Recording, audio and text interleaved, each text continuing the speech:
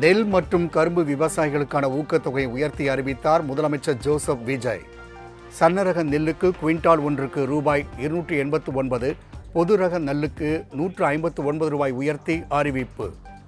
மாநில அரசின் ஊக்கத்தொகையாக சன்னரக நெல்லுக்கு குவிண்டால் ஒன்றுக்கு ரூபாய் 289 மற்றும் பொது ரக நெல் ஒன்றுக்கு ரூபாய் 159 என உயர்த்தி சன்னரக நெல் ரூபாய் 2750, பொது ரக நெல் ரூபாய் 2600 என வழங்கப்படும்.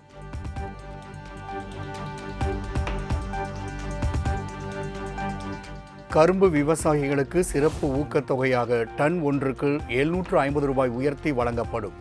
மெட்ரிக் டன் ஒன்றுக்கு இவ்வளவு உயர்த்தி வழங்குவது வரலாற்றில் இதுவே முதன்முறை என முதலமைச்சர் விஜய் பேச்சு. நிர்ணயம் செய்துள்ளது. அதற்கு மேல் தமிழ்நாடு அரசால் சிறப்பு ஊக்கத்தொகையாக டன் ஒன்றுக்கு 709.50 ரூபாய் வழங்கப்படும். கரும்பிற்கான சிறப்பு ஊக்கத்தொகை 156 ரூபாய் மட்டுமே உயர்த்தி வழங்கப்பட்ட நிலையில் தற்போது முதல் ஆண்டிலேயே 360.50 ரூபாய் உயர்த்தப்பட்டுள்ளது. மாநில அரசால் கரும்பு சிறப்பு ஊக்கத்தொகையாக மெட்ரிக் டன் ஒன்றுக்கு ஓராண்டில் 134 ரூபாய்க்கு மேல் வழங்கப்படுவது வரலாற்றில் இதுவே முதல் முறையாகும்.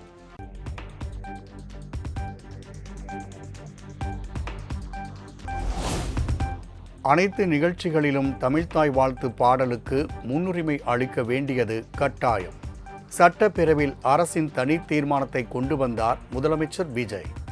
பண்பாட்டு அடையாளத்தை நிலைநிறுத்தும் வகையில் தமிழ்நாட்டில் அமைந்திருக்கும் அனைத்து கல்வி நிறுவனங்கள், பல்கலைக்கழகங்கள், அரசு அலுவலகங்கள், பொதுத்துறை நிறுவனங்கள் உள்ளிட்ட பொது அமைப்புகளின் நிகழ்ச்சிகளிலும் நிகழ்வு தொடங்குவதற்கு முன் தமிழ்த்தாய் வாழ்த்து கட்டாயம் முதலில் பாடப்பட வேண்டும்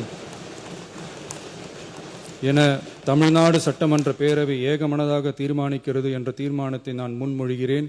அனைத்து கட்சிகளை சார்ந்த உறுப்பினர்களும் இந்த தீர்மானத்தை ஒருமனதாக நிறைவேற்றி தர வேண்டுகிறேன்.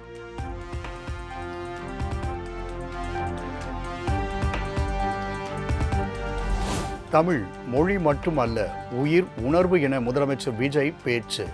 தமிழ் என்றால் கெத்து, தமிழ் என்றால் பவர் எனவும் பெருமிதம். முடியாது. ஆனால் நம்ம தமிழ் வெறும் மொழி மட்டுமல்ல, பேசினா வர்ற ஓசை மட்டுமல்ல. திரும்பவும் சொல்கிறேன், தமிழ் ஒரு மொழி மட்டுமில்லை, அது நம்ம உயிர், அது நம்ம உணர்வு.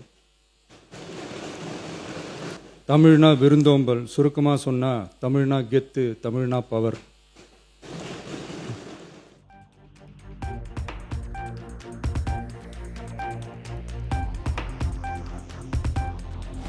தமிழ்த்தாய் வாழ்த்து விவகாரத்தில் தாவேக சமரசம் செய்யாது. தமிழக சட்டப்பேரவையில் முதலமைச்சர் விஜய் திட்டவட்டம். தமிழ் நமது உயிர் மூச்சு, தமிழ் மொழி நமது அடையாளம், தமிழ் பண்பாடு நமது பெருமை. அதனால தமிழ்த்தாய் வாழ்த்தின் மரியாதையை பாதுகாப்பதில் தமிழக வெற்றிக் கழக அரசு ஒருபோதும் சமரசம் செய்யவே செய்யாது.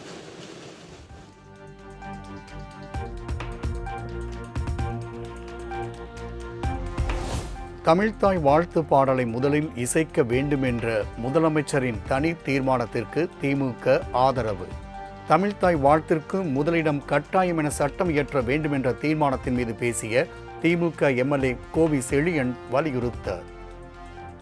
இவ்வளவும் சிறப்புகளை தமிழ் மொழிக்கும் தமிழ்த்தாய் வாழ்த்து பாடலுக்கும் திராவிட முன்னேற்ற கழகத்தின் சார்பில் ஆதரிக்கிறோம். ஆனால் அடிக்கடி மாறப்படுகிற இந்த சூழலை மாற்றிட மாண்புமிகு முதலமைச்சரும் இந்த அவையும் பேரவைத் தலைவரும் அதை சட்டமாக்கி தந்தால் எவரும் இந்த தவறுக்கு துணை போக மாட்டார்கள். அதற்கு நிலையான, உறுதியான, இரும்புத்தன்மையான அதிகாரம் கிடைக்கும் என்ற நிலையில் ஆதரிக்கிற அதே நேரத்தில் சட்டவடிவமாக்கி தாருங்கள் என்ற வேண்டுகோளை வைத்து திராவிட முன்னேற்ற கழகத்தின் சார்பில் வரவேற்று அமர்கிறேன்.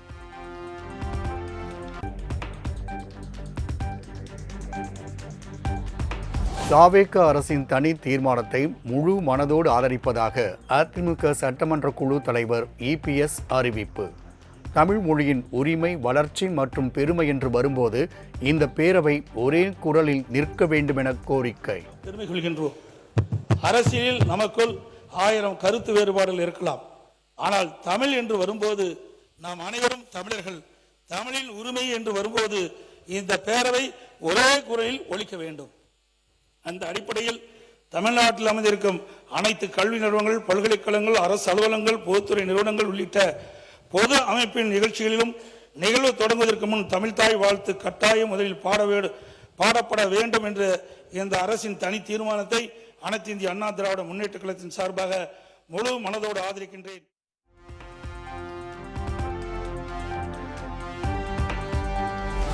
முதலமைச்சரின் தமிழ்தாய் வாழ்த்து பாடல் கட்டாய தீர்மானத்திற்கு காங்கிரஸ் ஆதரவு.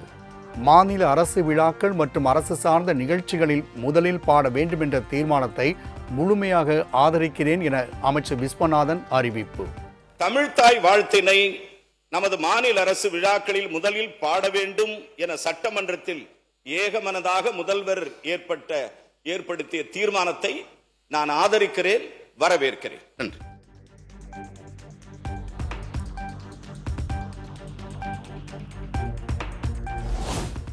ஹிந்து ராஷ்டிரம் அனைத்தையும் முறியடிக்கும் வகையில் முதலமைச்சரின் தனி தீர்மானம் உள்ளதாக அமைச்சர் வன்னி அரசு பெருமிதம். தமிழ் தேசிய உரிமையை தனித்து நிலைநாட்டும் தீர்மானத்தை விசிக ஆதரவு அளிப்பதாகவும் அறிவிப்பு. தீர்மானம் தமிழருடைய அடையாளத்தை, தமிழருடைய மொழியை, தமிழருடைய பண்பாட்டை, தேசியத்துடைய அடையாளத்தை உலகுக்கு பறைசாற்றுகின்ற ஒரு தனித்த தீர்மானம் என்கின்ற அடிப்படையில் இதை நான் முன்மொழிகின்றேன். மாண்புமிகு முதல்வர் அவர்கள் முன்னெடுத்த இந்த வரலாற்று சிறப்புமிக்க இந்த தீர்மானத்தை நாங்கள் வரவேற்கிறோம். விடுதலை சிறுத்தைகள் சார்பாக வரவேற்கின்றோம். வாழ்க தமிழ்நாடு.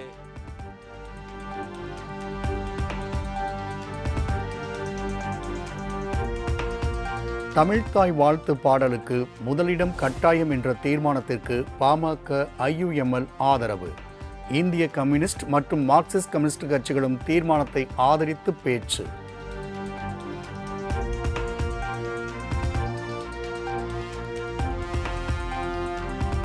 தமிழ்தாய் வாழ்த்து பாடல் முதலில் இசைப்பது கட்டாயம் என்ற முதலமைச்சரின் தீர்மானம் நிறைவேற்ற அனைத்து கட்சிகளின் ஆதரவோடு தீர்மானம் ஒருமனதாக நிறைவேறியதாக சபாநாயகர் JCD பிரபாகர் அறிவிப்பு.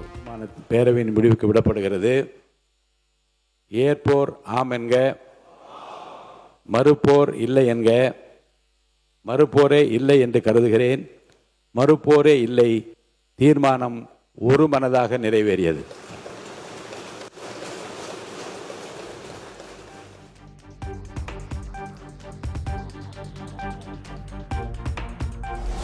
வேளாண் பட்ஜெட் மீதான விவாதத்தில் பேசிய MRK பன்னீர்செல்வம் தற்போதைய அமைச்சர்கள் ரிலாக்ஸாக இருக்கிறார்கள் என பேச்சு.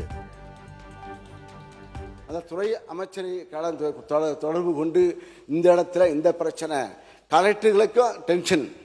ஆக நாங்கள் டென்ஷன்லேயே 5 ஆண்டு காலம் இருந்தோம். 5 ஆண்டு காலம் இருந்தாலும் 5 ஆண்டு காலம் டென்ஷனாக நாங்கள் மக்களுடைய பிரச்சனை.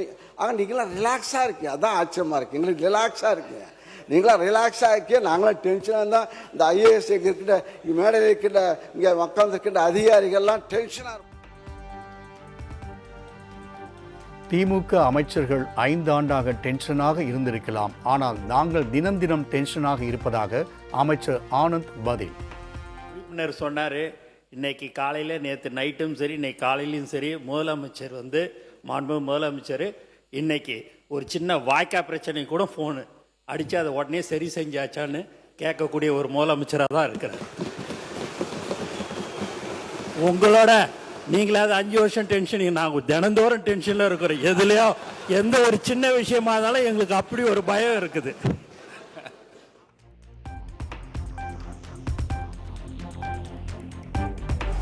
தாவேக ஆட்சி தொடங்கியது முதலே விவசாயிகள் போராட்டத்தில் ஈடுபட்டு வருவதாக முன்னாள் அமைச்சர் MRK பன்னீர்செல்வம் குற்றச்சாட்டு.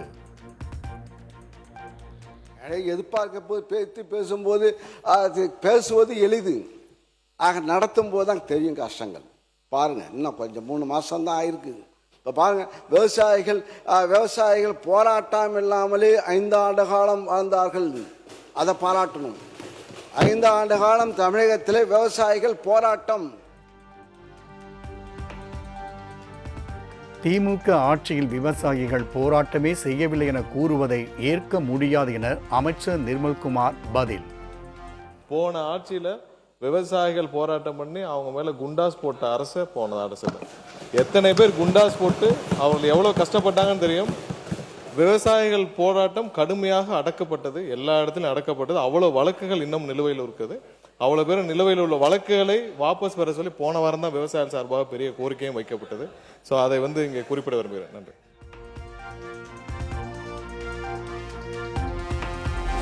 பயிர்க்கடன் தள்ளுபடி விவகாரத்தில் திமுக தவேக இடையே காரசார விவாதம். நெல், கரும்புக்கு வரலாற்றில் இல்லாத அளவில் அதிக அளவுக்கு ஊக்கத்தொகை வழங்கியது தவேக அரசு என வேளாண் அமைச்சர் வினோத் பதில்.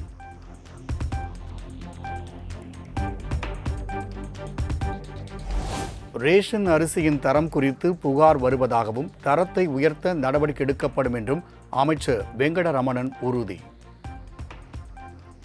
பல இருக்கிறது 7 லட்சம் மெட்ரிக் மேலே ரொம்ப ஈரப்பதம் அதிகமான நெல்லை பிடிச்சி வச்சு பல டெல்டா மாவட்டங்களில் இன்றைக்கும் அந்த அரிசியெல்லாம் தான் அதை நம்ம ஹல்லிங் பண்ணும்போது அது அரிசி ஆளுங்க அனுப்பும்போது இன்றைக்கி கருப்பரிசி நிறையா வருது.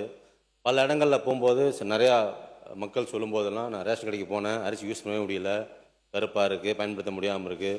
நம்ம அமைச்சர்கள் சொல்லும்போது நிறைய பேர் சொல்லியிருந்தாங்க. எங்கெல்லாம் போகிறோமோ அந்த அரிசியில் கொடுக்கும்போதும் வாங்கும்போதும் அதை பயன்படுத்த முடியவே இல்லை, கருப்பாக இருக்குது, யூஸ் பண்ண முடியாமல் இருக்குது, ஆடுகளுக்கு மாடு தீவனம்லாம் போடுறோம். இது எல்லாமே காரணமாக இருக்கிறது.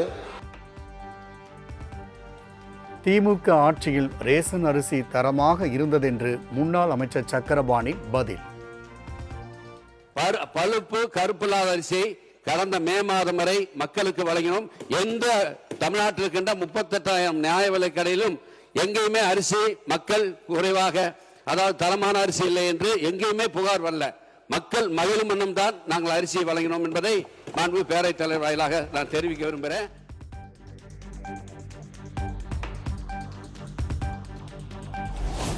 ஐந்து ஆண்டுகால திமுக ஆட்சிக்கும் 3 மாத கால தவேக ஆட்சியும் ஒப்பிடுவது நியாயமா? வேளாண் பட்ஜெட் மீதான விவாதத்தில் பொதுப்பணித்துறை அமைச்சர் ஆதவ் அர்ஜுனா கேள்வி. முதல்ல ஒரு ஒப்பீடுங்கிறது 5 வருஷமா ஆட்சியில் இருந்திருக்காங்க, நம்ம 3 மாசமா இருக்கிறோம். இந்த ஒப்பீடுங்கிறதே நான் தவறுன்னு சொல்ல விரும்பல, நியாயமான்னு கேட்கிறேன். நம்பர் 1.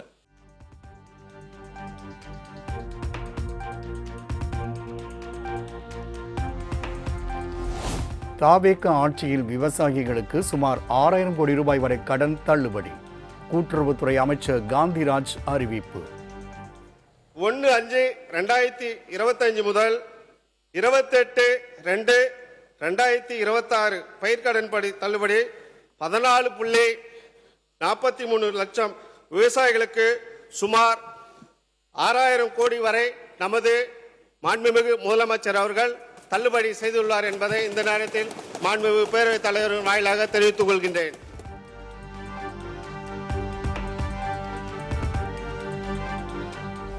எடப்பாடி பழனிசாமி தலைமையேற்ற பிறகு அனைத்து தேர்தலிலும் அதிமுக தோல்வி அடைந்து வருவதாக சி.வி. சண்முகம் குற்றச்சாட்டு.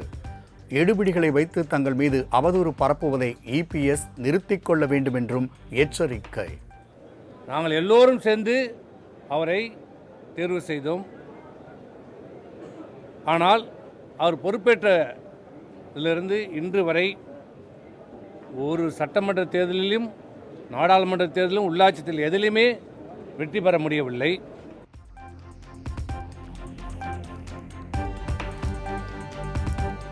மே 4ஆம் தேதிக்கு பிறகு திமுகவினர் எப்படி திடீரென பங்காளி ஆனார்கள் என்று அதிமுக முன்னாள் அமைச்சர் சி.வி. சண்முகம் கேள்வி.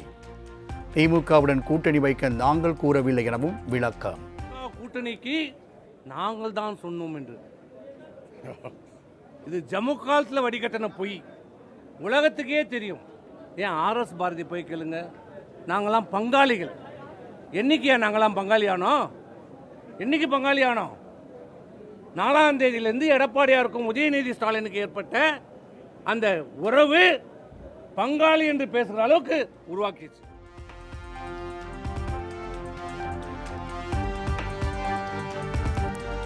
வெற்றி பெற்றால் எடப்பாடி பழனிசாமிக்கு செல்வாக்கு, தோற்றால் மாவட்ட செயலாளர் பொறுப்பா? இது என்ன நியாயம்? தோல்விக்கு மாவட்ட செயலாளர்கள் மீது பழி போடும் தலைவரை இந்தியாவிலேயே எந்த கட்சியிலாவது பார்த்திருக்கிறோமா என சி.வி. சண்முகம் காட்டம். இந்த தோல்விக்கெல்லாம் காரணம் மாவட்டத்தில் இருக்கிற மாவட்ட செயலாளர்களும் அந்த பொறுப்பாளர்கள் தான் காரணம் என்கிறார்.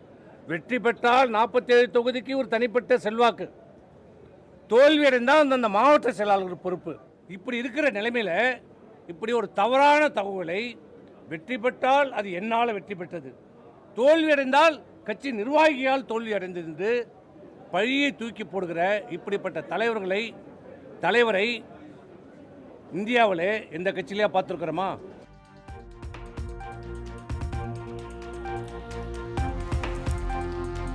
2026 சட்டமன்ற தேர்தல் தோல்வி குறித்து ஆராய எடப்பாடி பழனிசாமி முன்வர வேண்டுமென சி.வி. சண்முகம் வலியுறுத்த, தைரியம் இருந்தால் எங்களை அழைத்து கூட்டம் கூட்டுங்கள் எனவும் இபிஎஸ்க்கு சவால். ஆராயுங்கள். தொடர் தோல்வியில் நம்ம இருக்கிறோம். இந்த தோல்வியிலிருந்து இந்த கட்சியை மீட்டெடுக்க வேண்டும். உண்மையான நிலவரத்தை கலந்து பேசுங்கன்னு தான் நாங்கள் சொன்னோம். உங்களை கேட்குற, உனக்கு தைரியம் இருந்தால், தரணி இருந்தால், தெம்பு இருந்தால்,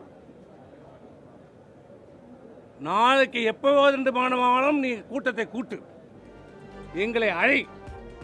நாங்கள் உண்மையான காரணத்தை சொல்றோம்.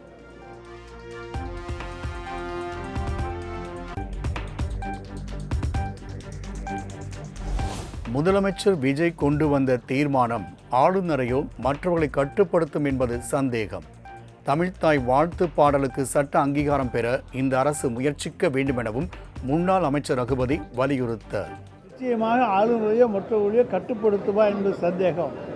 எனவே எங்களை பொறுத்த வரைக்கும் ஒரு மசோதா கொண்டு வந்து அதன் மூலமாக சட்டபூர்வமான அங்கீகாரம், தமிழ்நாட்டிலே தமிழ்த்தாய் வாழ்த்து முதலிலே பாடப்பட வேண்டும் என்கின்ற சட்டபூர்வ அங்கீகாரத்தை அரசு பெற்றுத்தந்தால்தான் அது நிலைத்து நிற்க முடியும்.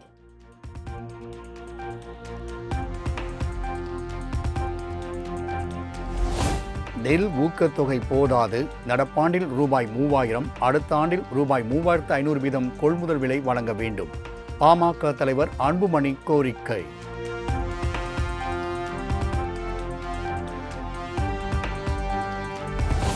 நெல்லை மாநகராட்சி கூட்டத்தில் தொடர்ந்து விசில் அடித்த தவேக கவுன்சிலர் அல்லா பிச்சை சஸ்பெண்ட். உறுப்பினர்கள் எதிர்ப்பு தெரிவித்த போதும் தொடர்ந்து விசில் அடித்ததால் கவுன்சிலர்களிடையே வாக்குவாதம்.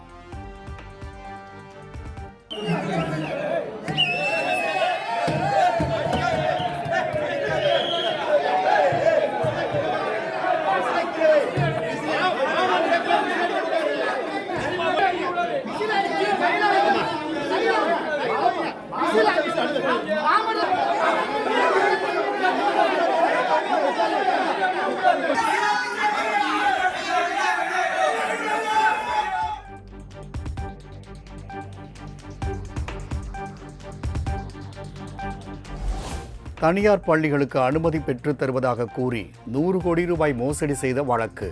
பிடி அரசகுமாரை குண்டர் சட்டத்தில் சிறையில் அடைத்த உத்தரவை எதிர்த்த மனுவுக்கு பதிலளிக்க தமிழக அரசுக்கு உயர்நீதிமன்றம் உத்தரவு.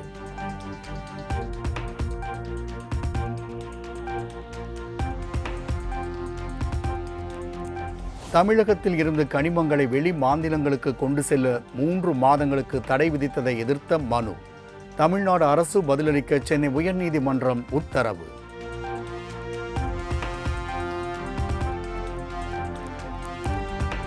பள்ளிகளில் மாணவர்கள் அரசியல் முழக்கங்கள் எழுப்புவதை அனுமதிக்க கூடாது.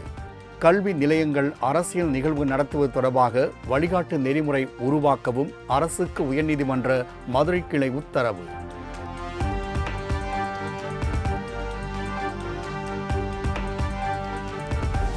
கோயில்களில் அறங்காவலர்களை நியமிக்கும் மாநில குழுவில் முதலமைச்சர் விஜய் பட தயாரிப்பாளர் அர்ச்சனா கல்பாத்திக்கு இடம். மயிலம் பொம்மபுரம் ஆதீனம் சிவஞான பாலையா சுவாமிகள் தலைமையில் 6 பேர் கொண்ட குழு அமைத்து தமிழ்நாடு அரசு உத்தரவு.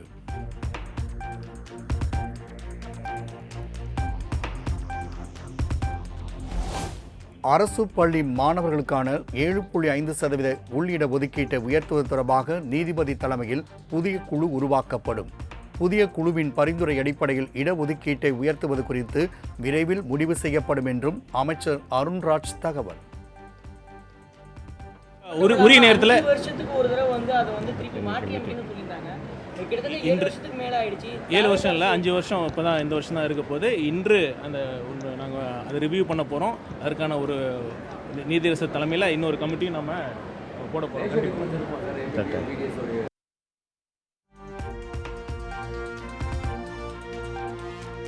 மத்திய பாஜக அரசின் FCRA 2026 வெளிப்படைத்தன்மைக்கானது அல்ல. சமூக அமைப்புகளின் சொத்துக்களை அபகரிக்கும் சர்வாதிகார ஆக்கிரமிப்பு. தமிழக காங்கிரஸ் கமிட்டி தலைவர் மாணிக்கம் தாகூர் விமர்சனம்.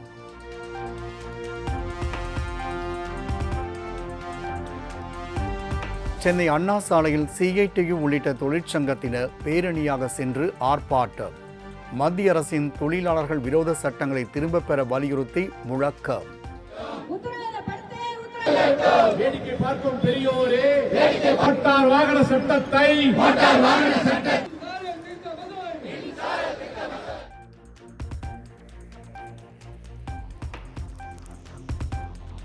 சென்னை காசிமேடு மீன்பிடி துறைமுகத்தில் மீனவர்கள் வேலை நிறுத்தம். ஆந்திர கடற்படையால் சிறைபிடிக்கப்பட்டுள்ள படகுகளையும் மீனவர்களையும் மீட்க நடவடிக்கை எடுக்க கோரிக்கை.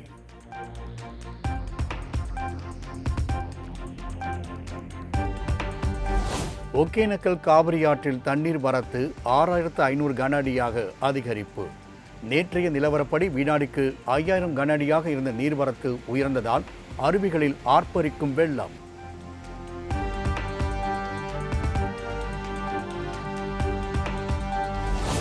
மேட்டூர் அணைக்கு நீர்வரத்து வினாடிக்கு 5543 கன அடியில் இருந்து 5311 கன அடியாக குறைந்தது.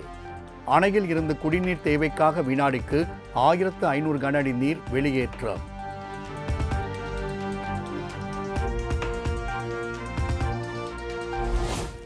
மதுரை பாலமேடு பகுதியில் விவசாயிகளின் ஆதாரமாக விளங்கும் சாத்தையார் அணை முற்றிலுமாக வறண்டு காணப்படும் பிரத்யேக கழுகுப்பார்வை காட்சி. பாலைவனம் போல் ஒரு சொட்டு நீரின்றி வறண்டு கிடப்பதால் கால்நடைகளும் வனவிலங்குகளும் தவிப்பு.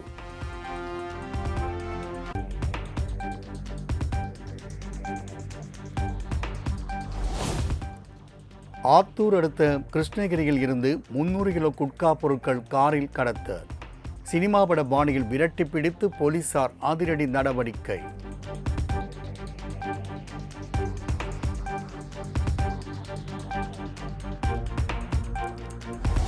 அரசு தேர்வாணைய முறைகேடு தொடர்பாக ஜார்க்கண்ட் மாநிலம் ராஞ்சியில் மாணவர் அமைப்பினர் போராட்டம்.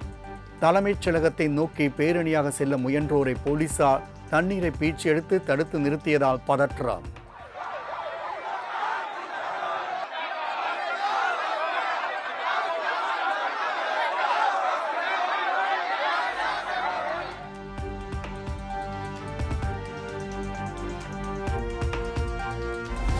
Chennai Guindy Olympia tech park signal அருகே விபத்தில் சிக்கிய இசையமைப்பாளர் AR ரகுமானின் மகனின் கார்.